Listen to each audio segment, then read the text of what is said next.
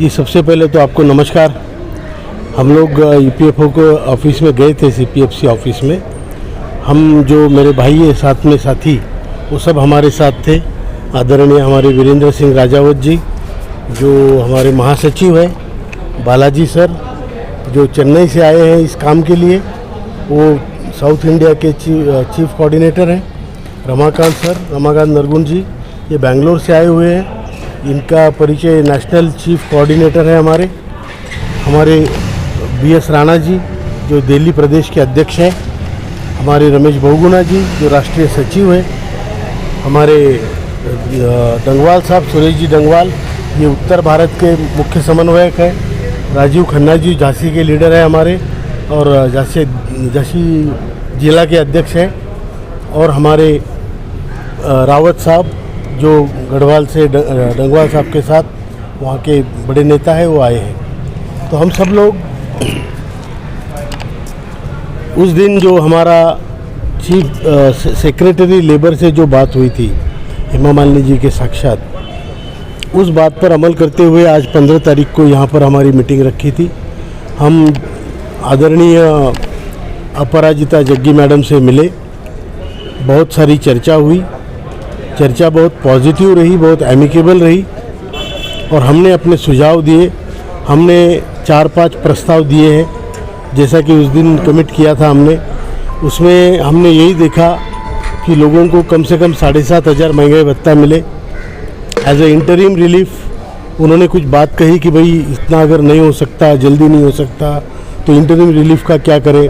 तो हमने वो भी सुझाव दिया कि आप चाहे इंटरिम रिलीफ दें, लेकिन जो फाइनल हमारा प्रपोज़ल है 7,500 और महंगाई भत्ता का, मेडिकल फैसिलिटी का, वो कम ना हो। तो यही बात यहाँ पर हुई, बहुत एमिकेबल बात हुई। मैडम ने भी बहुत अच्छी तरह से उनकी बाजू समझाई।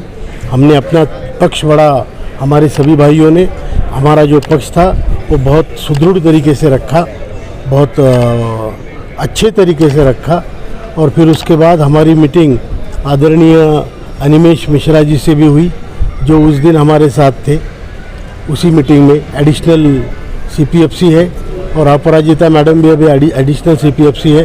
तो दोनों एडिशनल सीपीएफसी से बात करके हमने अपनी बात पूरी तरीके से कही है। हमने अपना जो पॉइंट ऑफ व्यू है वो बताया है, और 7,500 महंगाई भत्ते की मांग हमने जोरदार तरीके से रखी है।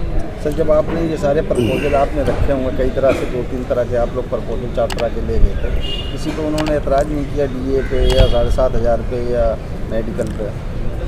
नहीं, उन्होंने तो अपनी बाजू कही, लेकिन हमने प्रस्ताव जो दिए, प्रस्ताव में ये दिया है कि अगर आप 7,500 महंगाई भत्ता देते, मतलब आज के 1,000 में अगर आप 6,500 और महंगाई भत्ता जोड़ेंगे तो आपको कितना खर्च आएगा, वो खर्च कहाँ से निकल सकता है, ये हमने अपने सुझाव दिए।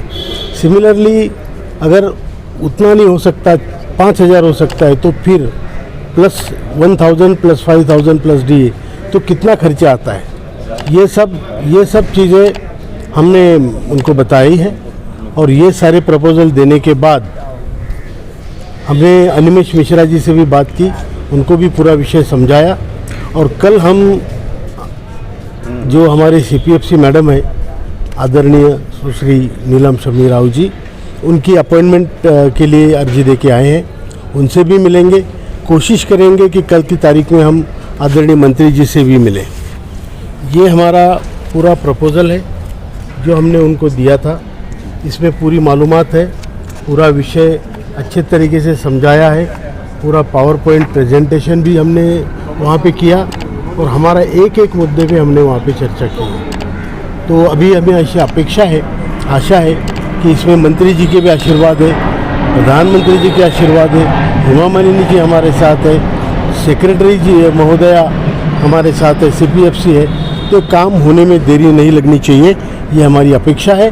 और हम शुक्रगुजार होंगे अगर सरकार हमारा काम जल्दी से जल्दी करेगी। जो आपने यहाँ पे दिया है, प्रपोजल दिया है, इस प्रपोजल पे उन्होंने मतलब सोच अपनी पूरी वो दिखा दी? नहीं, देखो, ये तो पहली मीटिंग थी, एक एडिशनल सीपीएफसी के लेवल की मीटिंग थी। वो अपनी तरीके से हमारे जो मुद्दे हैं, मीटिंग का जो सारांश है, वो सीपीएफसी मैडम से सुबह बात करेगी, उसके बाद हम भी उनके सामने अपना पक्ष रखेंगे। अब दोबारा EPFO आने की ज़रूरत है?